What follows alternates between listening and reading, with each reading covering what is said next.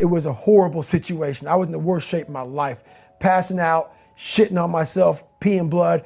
I got in the tub. I had this poncho liner on because in San Diego in November, it's chilly. So I'm freezing. She puts the water on me and I'm peeing what looks like dirt. It's just dark, dark, dark. It looks like dirt coming out of me. And we have a discussion and she calls my mom up. My mom has a doctor friend. The doctor friend says, you got to get him to the hospital. His kidneys are shutting down. This is going on. This is going on. He could die. And this is where the story gets kind of crazy. It was the best and worst feeling I had in my life. I had put myself in a situation where I opened my mind to the fullest capacity to pull this off. And all the pain, I mean, it was live. The pain sensors were going to my body.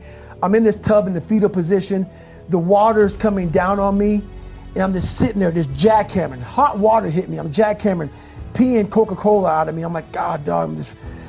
And she goes, we gotta get you to the hospital. It was the best feeling of my entire life. And everybody goes, how do you say that? I probably could have died. And I literally pushed myself to a place that very few human beings would ever be willing to go. And I got to examine myself. I call it the live autopsy, where we find out why someone died after they're dead. I got a chance in 19 hours and 6 minutes to put myself in the worst possible condition I could possibly be in and figure out how to get through it and get through it. And all this pain going through me was confirmation that I had just done something that I thought was humanly impossible. And I didn't want it to go away. Look what the human mind can do. And from that 19 hours and 6 minutes, I lived an entire lifetime. People live 100 years and never experience the highs, the lows, the journey I did, all of it. In 19 hours and 6 minutes, I lived 100 years.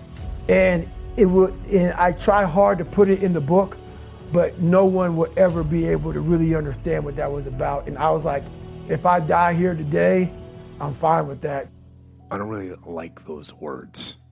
Self-help or self-management or self-improvement. I don't really like what those words have come to mean these days. Because there's a lot of people out there that are constantly trying to improve themselves by looking for the one change. The one change, right? The one change in their life that's going to make their dreams come true. And even worse, on top of that, there's a lot of people out there, a lot of self-help gurus and these hyperactive motivational speakers and these other self-appointed modern Zen yoga warriors that they're trying to sell the one thing. They're trying to sell the 9 steps or the enlightened path that's going to allow you to unlock all of your human potential and fulfill the dreams so you can live the life that you've always wanted to live. I'm no guru, and I definitely don't claim to be. I'm just a man. But I will tell you this, it isn't one thing, and it isn't 10 things, and it isn't 100 things. It isn't a quick path, and there are no shortcuts. Meditation won't get you there, and neither will a miracle drug or an organic supplement or some superfood. Getting better isn't a hack or a trick or a one change that you need to make. Getting better is a campaign. It's a campaign. It's a daily, a weekly, it's an hourly fight. An incessant fight that doesn't stop against weakness and against temptation and against laziness. It's a campaign of discipline.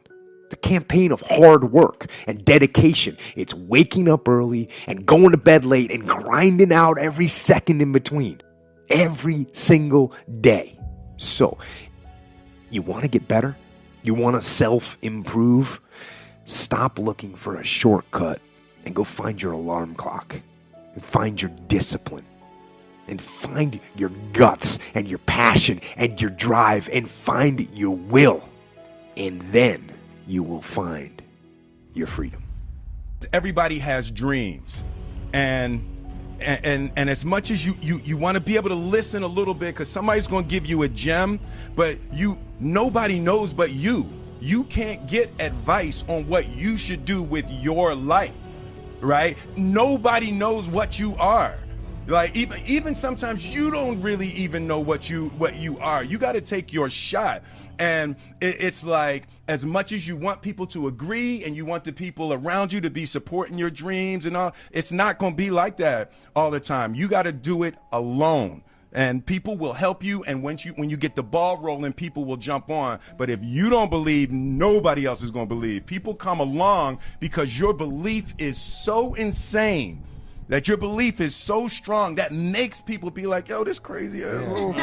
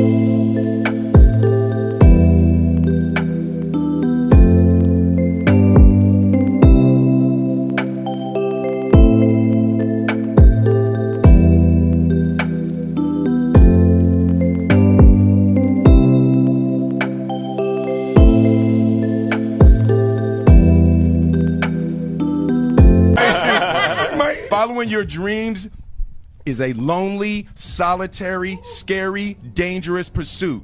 You can't wait for somebody to think you can do it. Mm-hmm. And it's like because they don't think you can do nothing they can't do. Exactly, bingo. Right? You know what I mean? It's like it's a lonely, scary, dangerous pursuit, and you got to be willing to risk everything to become that seed of what you believe is in there. You got to be fearless. You got to be relentless. The truth is, you don't have anything to give that you don't have. So you have to keep your own self full. That's your job. I say to my girls all of the time that your real work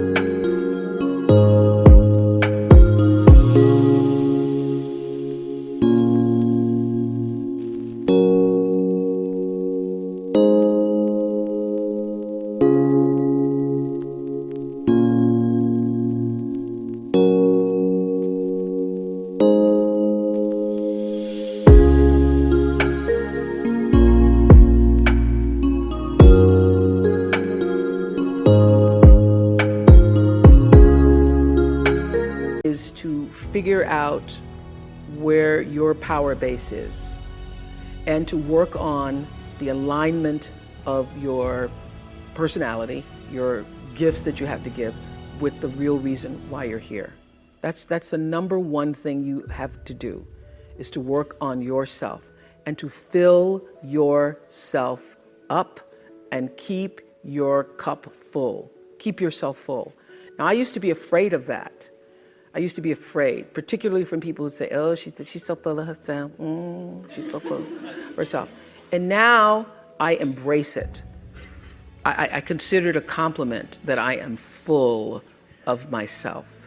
Because only when you're full, I'm overflowing. My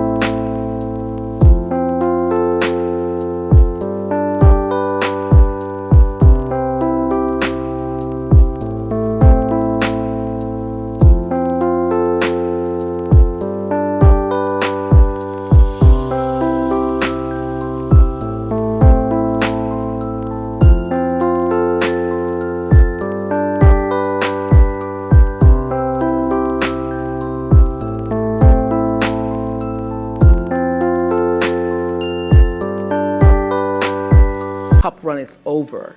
I have so much to offer and so much to give. And I am not afraid of honoring myself. You know, it's miraculous when you think about it. The ability to take care of that, to honor yourself and that which is greater than yourself, that which the reason for your being here. There's no selflessness in that, because only through that do you have the ability to offer yourself, your whole self, your full expression of who you are to the rest of the world.